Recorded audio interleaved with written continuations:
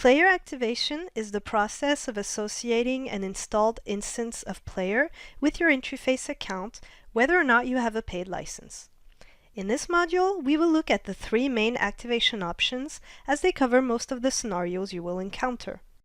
Keep in mind that to use any of the methods described in this module, the device running Player must either have an active internet connection or will have it at some point in the future. None of these methods work with devices that will never be online. Okay, let's jump in and take a look. Activation through the use of your Intuiface Account Credentials is the oldest method of activating Intuiface Player, and thus works with even the oldest versions of Player.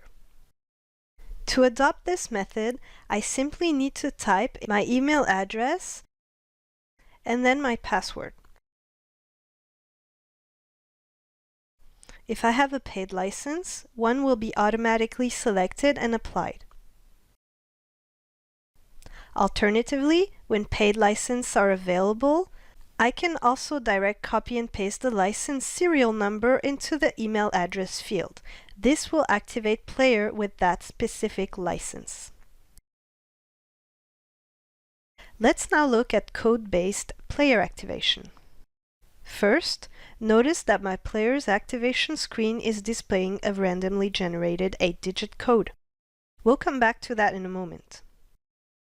Now, I will log into my Intuiface account and select the Single Player Activation option of the My Intuiface website. I am now prompted to enter the 8-digit code displayed by Intuiface Player. We can read it right off of the Player activation screen. With several paid licenses available, I have the option to choose a specific one from the list.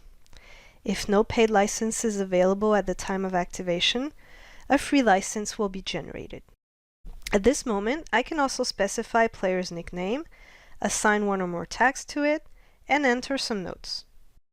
I can also choose if this player should be permitted to send data points to the Analytics Data Hub for chart creation.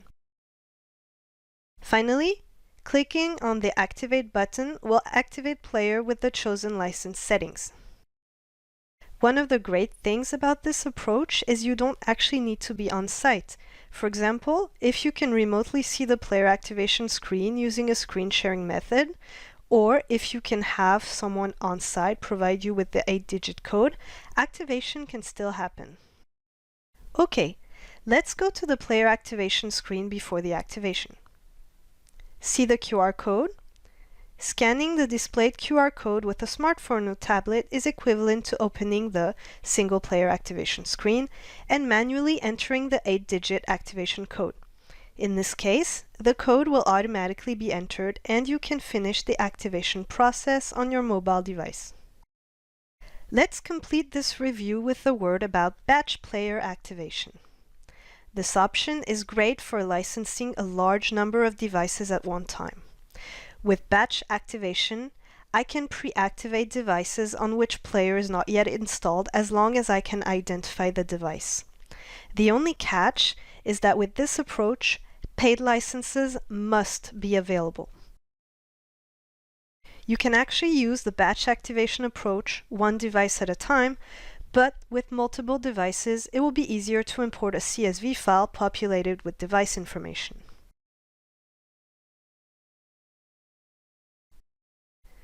Let's see how batch activation works when using a comma separate value or a CSV file. I first log into my Intuiface account and then select the batch player activation options.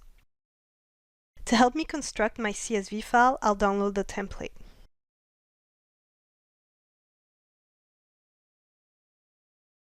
Now I'll fill the CSV file with information about each player.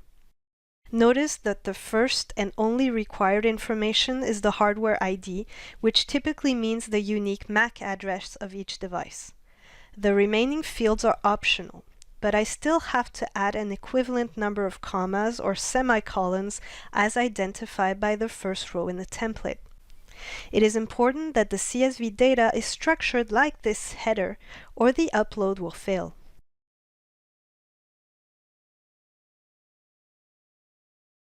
If ever in doubt, I can click here to check the documentation and see more details about how to structure my CSV file. I now save my CSV and upload it on the Batch Player activation page.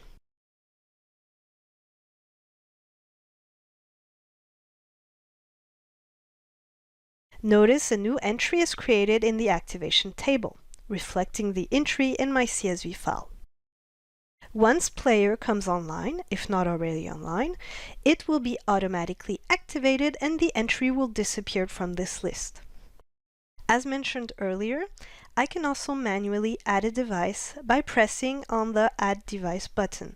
This will act the same as completing the CSV, but by entering one device at a time. If a player device is not yet online and thus the entry remains visible in the table, I can always remove or edit its information simply by clicking on it. That completes this review. As always, you will find lots of additional details in our Help Center.